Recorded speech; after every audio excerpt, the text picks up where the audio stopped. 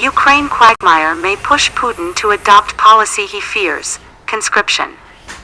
The Ukrainian Ministry of Defense estimates that it has killed or wounded nearly 30,000 enemy troops since the start of Russia's full-scale invasion on February 24. Russia says it has lost only 1,500 soldiers. While casualty estimates vary depending on the source and are difficult to verify, Ukraine's estimate is consistent with numerous reports that the Russian army is suffering from a manpower shortage, particularly at the level of infantry foot soldiers. Yet despite this deficit of available frontline fighters, the Kremlin leadership has chosen to change its military tactics rather than to take the politically risky step of announcing a general mobilization. Independent opinion polling released by Levada Center on May 18 showed that 74% of Russians personally support the actions of the Russian armed forces in Ukraine. However, tacit approval of the Kremlin's international aggression does not necessarily translate into a willingness among ordinary Russians to don a uniform and commit aggressive acts themselves. Newsweek newsletter sign up. Dr. Greg Yudin, a professor of political philosophy at the Moscow School of Social and Economic Sciences, said the Kremlin is acutely aware of this shallowness in public support. A serious mobilization would of course require involving groups within society that do not have a clear motivation to go and fight in Ukraine, Yudin told Newsweek. That's why the Kremlin prefers to keep things in a kind of gray zone in which there is fighting, but no official declaration of war or mass call-up of reserves. In recent weeks, St. Petersburg blogger Alexander Krechetov has set about exploring the lack of depth in support for the Ukraine war through a novel approach to man-on-the-street interviews. He approaches men on the street and asks, "Are you a patriot?" Those who answer, "yes," are then asked about their willingness to make personal sacrifices for the sake of the country.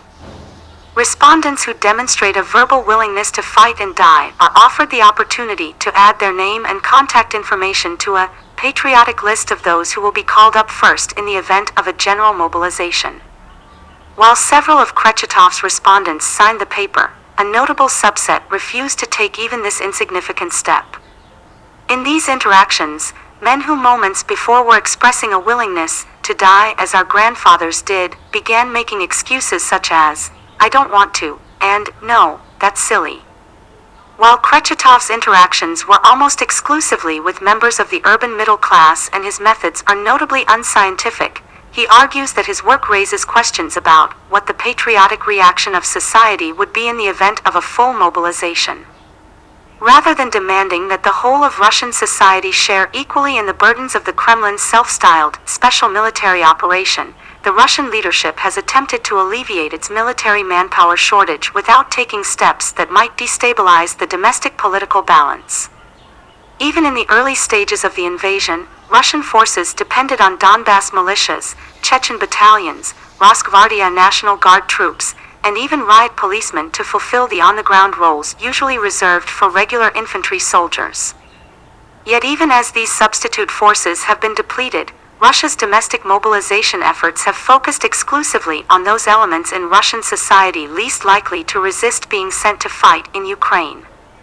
In Moscow and other large cities, people have other plans for life, Yudin explained. It's different in areas where the only things to do are to go fight or to work in the prison.